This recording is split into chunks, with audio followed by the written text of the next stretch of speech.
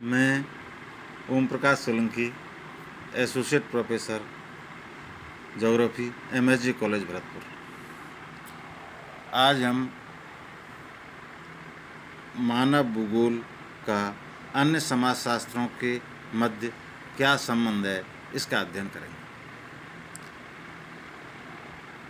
मानव भूगोल एवं अन्य सामाजिक शास्त्रों के मध्य संबंध स्थापित करते हुए ब्रून्स महोदय ने अपनी पुस्तक प्रिंसिपल्स ऑफ ह्यूमन ज्योग्राफी में लिखा है कि न केवल आर्थिक एवं जनांकिकीय विज्ञान परंतु दार्शनिक, नैतिक एवं ऐतिहासिक सभी शास्त्र भौगोलिक आत्मा से प्रभावित हैं।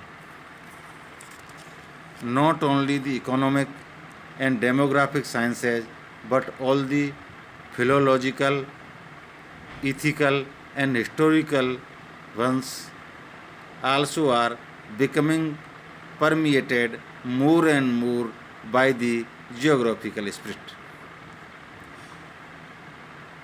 अब मानव भूगोल और इतिहास का संबंध, relation of human geography with history. Kumari sample ने कहा है कि आज जो भूगोल है कल वही समय के अंतर से इतिहास बन जाता है। History is geography set into motion. George Tatham के अनुसार history is the record of events which follow one another in time. Geography is a report of phenomena that occur next to each other in space. Together they comprise the whole of our perception।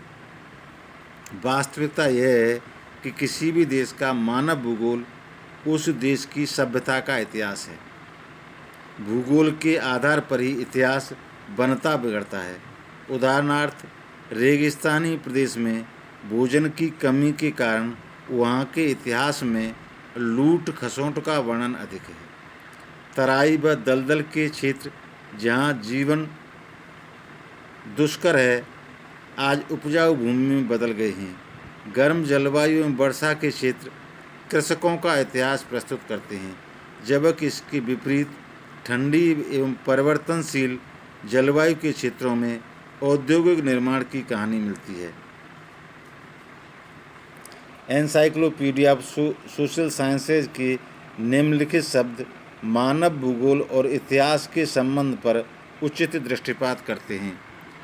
Both the geographer as well as the historian are well aware that these two studies are interrelated and each other can and in certain problems must seek illumination from the other। Number 2, मानव भूगोल और अर्थशास्त्र का संबंध, the relation of human geography with economics. सत्य है कि भौगोलिक ज्ञान अर्थशास्त्र का आधार है, इसीलिए प्रत्येक अर्थशास्त्री को अपनी योजनाओं की सफलता के लिए प्रदेश विशेष के वातावरण के प्रमुख अंगों का अध्ययन करना होता है। अर्थशास्त्र के लगभग सभी विषय जैसे कृषि, जनसंख्या, आवागमन, उद्योग एवं व्यापार इत्यादि के मुख्य सिद्धांत आर्थिक भूगोल के तथ्यों पर आधारित हैं। साथ ही अर्थशास्त्र की योजनाओं के आधार पर ही भूगोलवेत्ता भी अपने प्राकृतिक साधनों का उचित उपयोग करता है। अतः यह कहा जा सकता है कि भूगोल साधन प्रस्तुत करता है और अर्थशास्त्र उनके उपयोग का हल निकालता है। स्पष्ट है कि अर्थशास्त्र और मानव भूगोल का घनिष्ठ संबंध पाया जाता है। नंबर 3, मानव भूगोल और राजनीति शास्त्र का संबंध, the relation of human geography with political science. मानव प्रगतिशील है, अतः उसकी आवश्यकताएं अगणित हैं। वह उन्हें देश या विदेशों से पूरा करने का प्रयत्न करता है, इसीलिए देशों के मध्य संबंध स्थापित हो जाया करते हैं।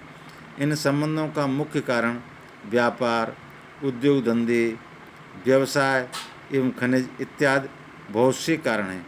मानव भूगोल इन सब का अध्ययन प्रस्तुत करता है और राजनीति शास्त्र ऐसे संबंधों को स्थापित करने एवं निभाने की नीति निर्धारित करता है। उदाहरणार्थ इंग्लैंड की राजनीति व्यापार पर आधारित है। इंग्लैंड संयुक्त राज्य अमेरिका और अन्य शक्तिशाली राष्ट्रों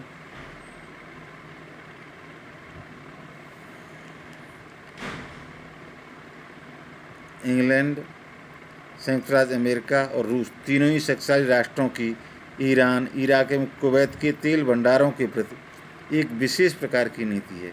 कहा जा सकता है कि राजनीति शास्त्र मानव भूगोल द्वारा संकेत किए गए प्राकृतिक एवं अप्राकृतिक साधनों के प्रयोग की विधि बताता है। चूँकि इन दोनों में अत्यधिक संबंध है, अतः दोनों के मिश्रण से जियोपॉलिटिक्स नामक विषय की उत्पत्ति हुई है।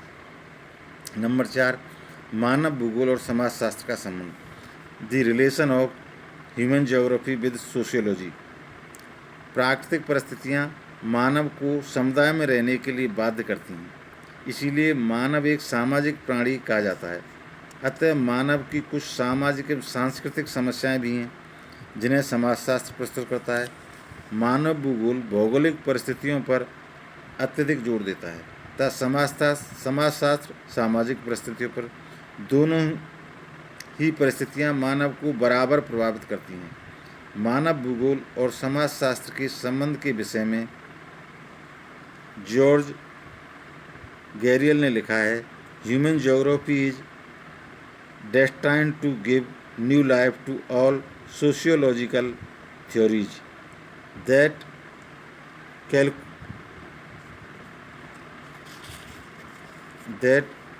percolate on some kind of abstract man.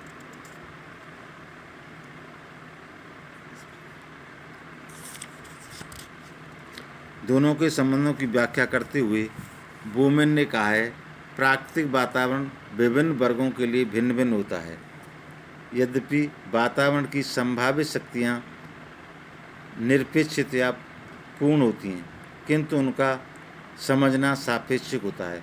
मनुष्य क्या चाहता है, वह अपने ज्ञान, अपनी शारीरिक और मानसिक शक्ति से क्या प्राप्त करना चाहता है तथा वह कैसा जीवन स्तर रखना चाहता है, ये सभी बातें प्रत्येक मानव वर्ग में भिन्न होती हैं। डब्ल्यू फिट्जराल्ड तो मानव भूगोल को सामाजिक भूगोल में परिवर्तित करना चाहते हैं। उन्होंने लिखा है, मैं तो निश्चय ही मानव भूगोल के स्थान पर सामाजिक भूगोल रखने के पक्ष में हूँ। इस प्रकार समाजशास्त्र और मानव भूगोल में पर्याप्त संबंध पाया जाता है तथा दोनों एक दूसरे से बराबर प्रभावित हैं। मानव भूगोल और सैन्य विज्ञान। Relation of human geography with military science.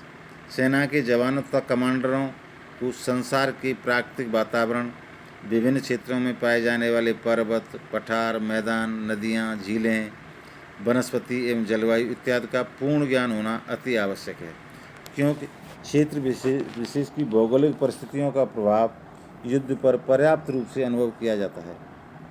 आधुनिक युद्ध प्रक्रिया में मानचित्रों का महत्व और भी बढ़ गया है, जिनकी सहायता से युद्ध क्षेत्र की धरातलीय बाधाओं से परिचित रहते हैं।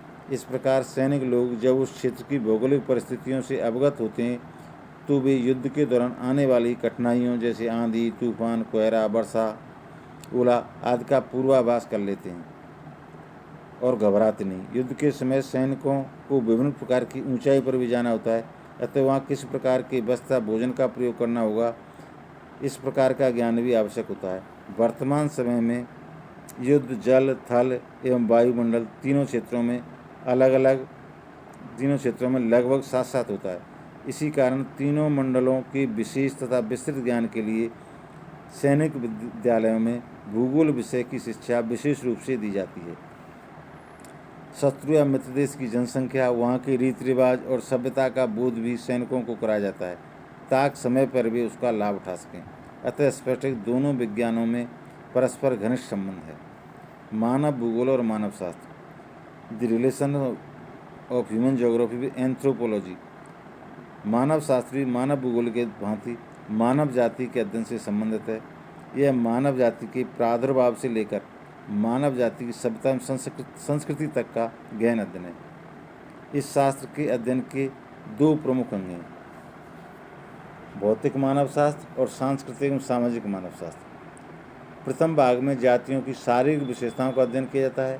द्वितीय भाग में मानव की कला, संस्कृति, विज्ञान, धर्म, भोजन, वस्त्र और रहन सहन आदि का अध्ययन किया जाता है। मानव भूगोल में भी जातियों के छोटे छोटे वर्गों तक का अध्ययन, उनकी शारीरिक रचना एवं विशेष क्षेत्र की भौगोलिक परिस्थितियों के आधार पर उनकी संपूर्ण जीवन यापन की क्रियाओं का अध्ययन होता है।